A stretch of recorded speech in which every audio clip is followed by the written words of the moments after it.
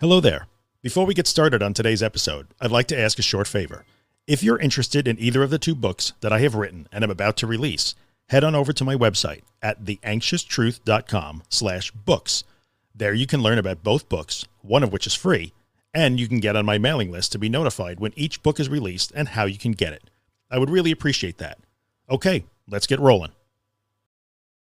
Welcome to That Anxiety Guy, Episode 9, How Anxiety Can Impact Our Relationships.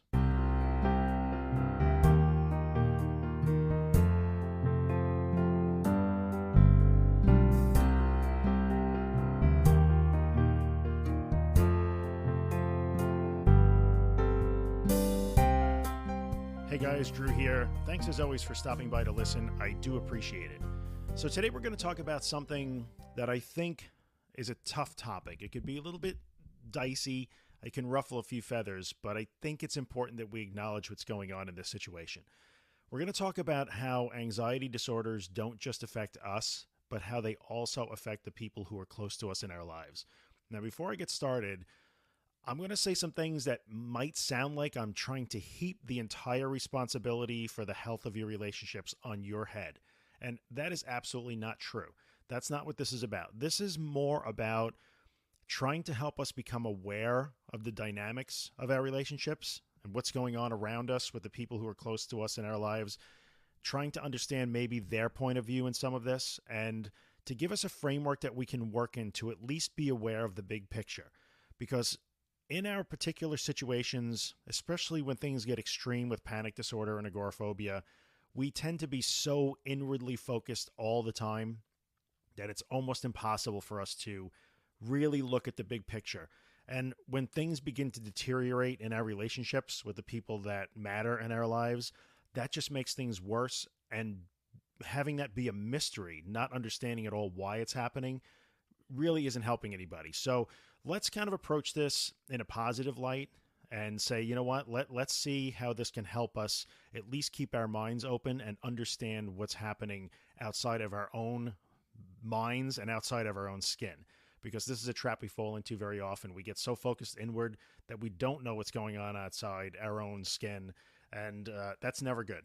So having understanding and knowing what's happening and be able to see other people's point of view is really kind of important. So let's get started. All right, it's important for me to say that.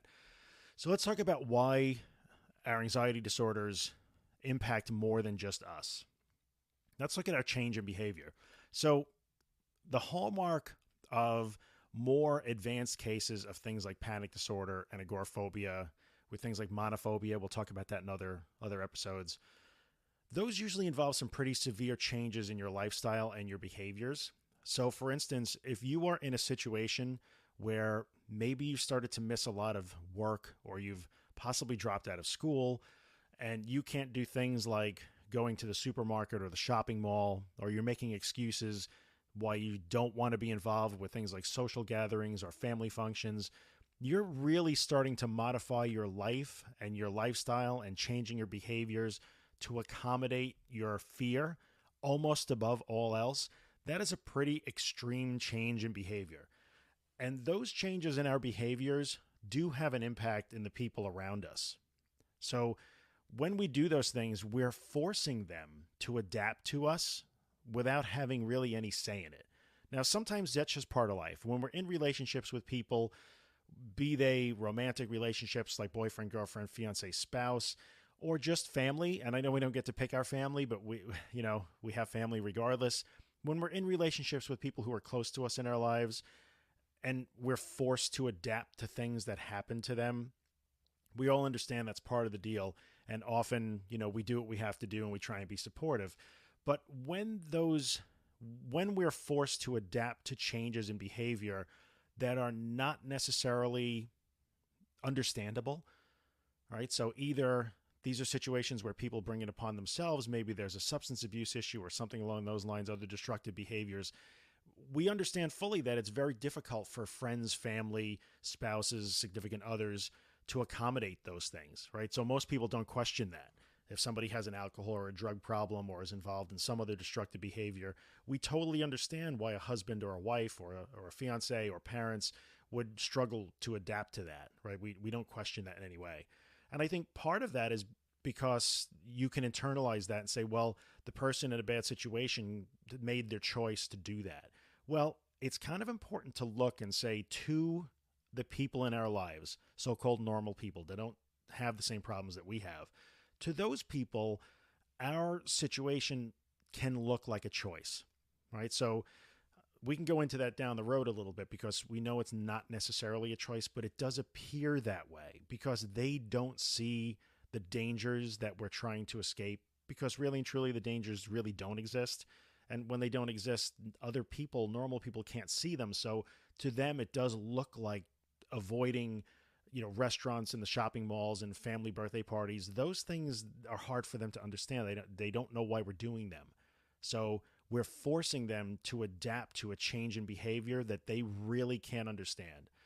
If you broke a leg or were otherwise incapacitated physically, everybody could understand, well, geez, you didn't want to break your leg and we'll wheel you around while you get better. So they can adapt. But in this situation, we're forcing them to adapt to something that they really don't understand. And when you force people to adapt to something that they can't control, didn't ask for, and they don't understand, that can often lead to things like frustration or anger or even continued resentment. So it's important to keep that in the back of your head. Right? Those things can happen. Now, depending on the nature of the people in our lives, things like resentment and anger can build up more quickly or more slowly, but it is a danger that will happen. Now, why does that happen? Many times it's because when we get into these situations where we're entirely obsessed with how we feel, am I panicking? Am I calm today? Am I not calm? Am I anxious? Oh my God, am I going to have to go to the supermarket? Am I going to have a panic attack there? When you're completely focused inward, as we tend to be, and we are accommodating our fear above all other things, it is extremely common for us. In fact, in agoraphobia, there's even a term for this. They're called safe people. So if you are at the point where you will not go to the supermarket without your husband or your wife or your mom or your dad or whatever, those people you have determined to be safe people, and we are unwittingly transferring almost all of the responsibility for our comfort and our safety onto those people. So this is really something that we do without thinking about it. We don't mean to do it. We're not trying to be burdensome in any way. But if you have people in your life that you expect comfort from, or that you think somehow will keep you safe, if you're afraid that you're going to have a panic attack and all you want to do is have your wife in the house with you, you're doing that. Right? So we don't mean to do it. And believe me, I've been there too, so I understand. We don't mean to do it, but we are transferring almost 100%, even if it's only temporarily, we're transferring almost 100% of the responsibility for our feelings of comfort and security onto those other people. So that's tough. That is very difficult. That can stress a relationship. It can stress almost anybody. And it's something to just remain aware of. And again, why is that so difficult for them to understand? And I think this gets to the next point, because if for some reason you're out with your wife and you're walking through a park and you accidentally trip and break your ankle, I don't think your wife would have any problem helping you to the car, calling an ambulance, getting you to a hospital. You've broken your ankle. It was an accident. You didn't mean to break your ankle. You need help. They're going to help. But in this situation, when you are running to we're running to the people in our lives to keep us comforted and safe from a danger that they cannot see because it doesn't really exist. A couple of times it's fine. A few more times, okay, they're still going to deal with it. But after a while, that does become difficult for them to deal with. And that leads to stress in the relationships. Now, we often react to this negatively ourselves. So if you spend any time on any kind of internet message boards or forums or Facebook groups that are really for people with anxiety disorders and agoraphobia and that sort of stuff, a very common thread that you'll see all the time is, why don't they get it? Why doesn't my husband, my wife, my mom, my dad, whoever, why don't they understand? I just need them to be there for me. I just need them. And I read this all the time. I actually hear this all the time, these direct quotes like this. He doesn't understand. I just need him to comfort me. I just need her to be there with me. I need. And now that's fine, because we do need, and human beings need. That's perfectly normal. That's okay. There's nothing wrong with that. But we begin to, their reaction when these people get stressed, the people in our lives get stressed by the demands that we may be placing on them unwittingly, they begin to get stressed, sometimes we react negatively to their negative reaction. And we spend time, bewildered and confused, and we're wringing our hands and we're wondering, why don't they get it? Well, in all honesty, the reason why they don't get it is because they can't see why we're afraid. So even if we're lucky enough to have people in our lives that do accept and understand that we are afraid, terrified, they're willing to accept that, they still don't know why. And I've made this analogy in the past, and I'll probably use it again many times until you're tired of hearing of it. But if you're a parent and you have small children, invariably those small children from once in a while will do things like say that there's a monster under the bed or in the closet. They might be afraid to go to bed at night because there's a monster under the bed. And as adults, we understand that our children are afraid. We do recognize and validate their fear, but we also know that there's no monster under the bed. And a similar situation applies here. So when we say, why don't they get it? Why do they get frustrated? Why are they angry with me? Why is my wife not supporting me the way I need her to?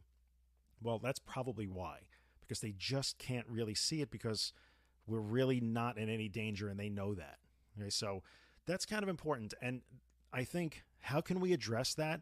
Well, we can either get more frustrated by it and run for validation to our friends on the internet and other anxiety sufferers and hope to hear things like, oh, I know, it's okay, they don't understand, we need more awareness. But in the end, that doesn't really change anything. So maybe the better way to do this is to view this as a tool to help us move forward.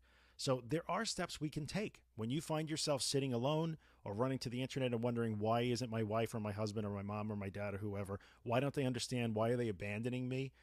Instead of wondering about that and wringing your hands about it, let's take a look at steps that we can take. Let's let this propel us forward. So there are things that we can do that would probably improve that situation. And when we take steps forward, many times the other people in our lives will take the steps forward with us. And that support, that understanding will begin to regenerate, and things can improve really rapidly. So what can we do? I hate to sound like a broken record, but part of it is be brave. You have to start being brave. Right? So we know that part of the way to move forward here is to start to be brave, and you have to face the fear, and you can't run from it and brace from it and hide from it and avoid it. Start to be brave. Sometimes just that, just the act of trying.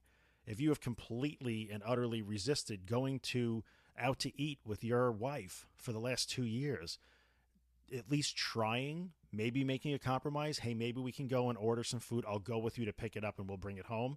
Many times just the effort is enough to start to regenerate some understanding, some support, and that sort of thing. Start to break down some of the stress and the resentment. So be brave. Try. At least try. You're going to have to start to take those steps forward. That's big. The next thing is you have to start to take responsibility for the fact that we are internally generating the fear. Okay? Agoraphobia doesn't happen because you have a fear of the supermarket. It's not the supermarket. You are afraid of how you might feel in the supermarket. And the same thing holds true with panic disorder.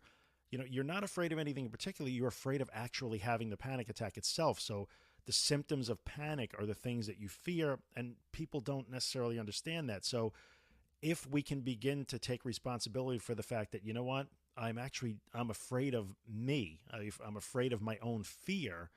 Just taking that responsibility begins to break a little bit of that victim mindset that we can kind of accidentally find ourselves trapped in. And when you take that responsibility, and especially when you can verbalize that, that is huge. Because I can very clearly remember that things really got better for me in terms of the relationships in my life when I was able to get to that point and say, you know what, I know that I have no reason to be afraid of going to the shopping mall, but I am, and the fear is every bit as real as if somebody had a loaded gun at my head. So that was a huge, yes, you have to understand that this fear is absolutely very real, but I do understand and accept that the reason for the fear is not necessarily real. When you accept responsibility for that and verbalize that to the people in your life, that can make a huge difference also. Again, you start to show a little bravery, you begin to at least make an effort, and you begin to take responsibility for that situation. It can be big. It can really turn things around. And I think the third step that's important, this is a big one, and this also ruffles a lot of feathers, but I think it's super important. And it's advice I would give anybody, and it's advice that I try and live by myself. You cannot expect anyone else walking this planet. Well, let me back up. you can certainly expect love and support and compassion and understanding from other human beings, right? We all want that. We all deserve that. We all have a right to that. That's part of being human. So we should have that from other people, and especially the people close to us in our lives. But that being said, you cannot expect that anyone else walking this planet is responsible for either fixing us or enabling this as a continual, perpetual lifestyle. It's just not fair.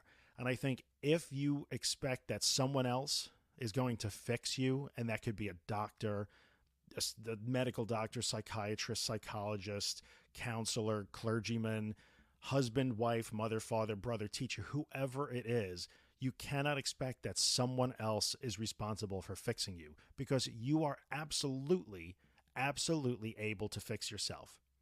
Okay? If you do not believe that, I'm telling you that is the truth. And if you choose just to never believe it, then I guess we're just never going to agree. But you can fix yourself in this situation. This is not a disease. It's not mental illness. It's not incurable, and you are not broken. Everything you need to overcome this is right inside you. It's difficult. It's hard. It's arduous. It takes time, but you can do it. So you cannot continue to expect anyone else walking the planet to be responsible for fixing you or for accommodating this, the anxiety, agoraphobia, panic lifestyle as a perpetual lifestyle. You're doing yourself a major disservice, and it's almost impossible to move forward if that's the way you're going to live. Right, so that's a big one. I know it sounds kind of harsh, but I really mean it as a motivating thing, and hopefully as a different way to look at your situation. Look at it positively. You have what it takes to get better. Right? It's not up to anyone else to fix you. You can do it yourself. And when you start to do it yourself, you put in the hard work, then the people around you many, many times will rally around you, and they'll support you and cheer you on. And suddenly things get really great fast. So they can go from really bad to really fast. Sometimes we control all of that. All right, just chew on that for a little while. Now let's touch on two other things, because this is going to be a little bit of a longer episode. There are two different types of more extreme personalities that we may have relationships with, and these are special situations that you need to be aware of. If you are in a relationship, and I think this is primarily, we all have that one or two really important relationships. Usually it's with our partner, a spouse, a fiance, whoever it happens to be, a boyfriend, girlfriend, or a parent. Usually it's one of those two types of relationships.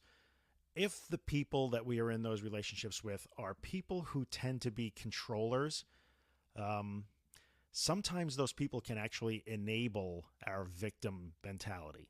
Because if you are involved with people who would rather you be dependent upon them for everything, because that's better for them, because they like to be able to control you, and they like to be in control, they like to call the shots, that can be tough. Okay, because you may still sometimes get the same anger, resentment, and stress built up in the relationship. You may be getting a lot of negative feedback, maybe even a little abuse. But if that person really wants you to be wholly dependent upon them because they like to have the power and the control, and I know that sounds terrible, but there are people like that. If that's the relationship that you're in, that can be tough.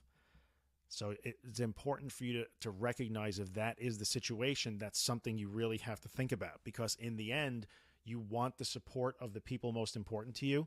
But if it's in someone's best interest to keep you dependent upon them, finding that support, that real, sincere support, could be hard.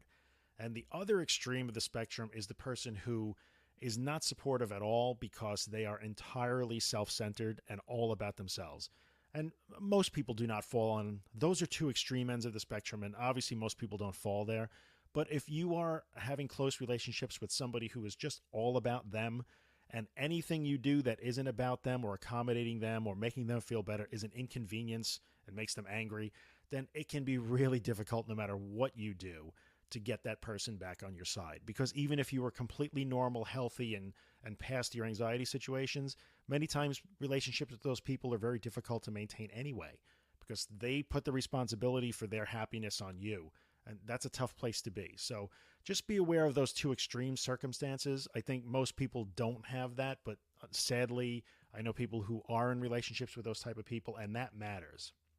Okay, so we're almost 20 minutes in. This has been a longer episode, and I know maybe, hopefully, your feathers haven't been ruffled. I haven't made you feel badly. I just want to state again that this really isn't about you being wholly responsible for everything. You're not. The people that are close to us in our lives really should support us and cheer us on and do our best to help us. They really should. That's just part of being a good person.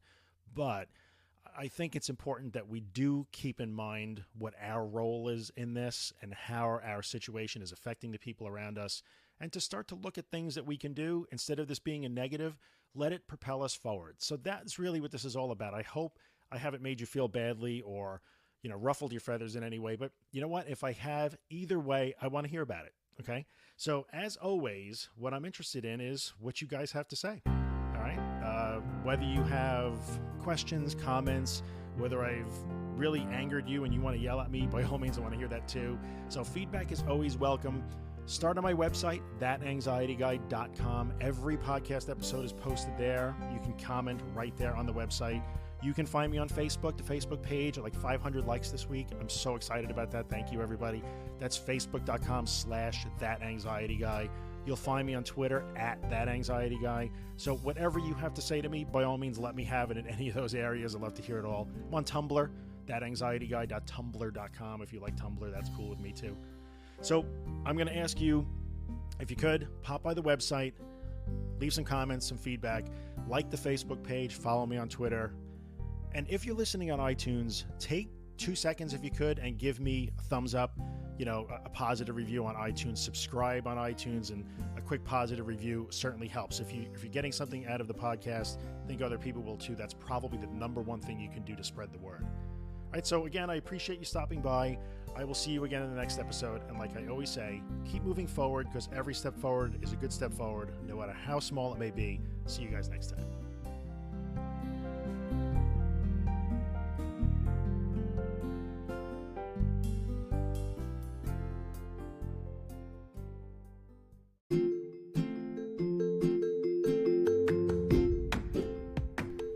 Hey, what's up, guys? Drew here. In the 5 years that I've done the podcast, I've never had a sponsor. But now it's time for me to put in a little plug for the day job, the business that I own. And that business is Managed WordPress Hosting. So if you have a website and it runs WordPress, and you'd like WordPress hosting that makes WordPress faster, more secure, and way easier than you ever imagined it would be, then check out Helix. You can find us online at imhelix.com. That's IAMHELIX.com. We took a long time to build Helix. I'm super proud of it. It works spectacularly. We take really good care of our customers, and I promise we would take really good care of you too. So if you're in the market for WordPress hosting that will blow your mind, check out Helix. I would appreciate the consideration. I thank you for coming by and listening, and I'll see you the next time.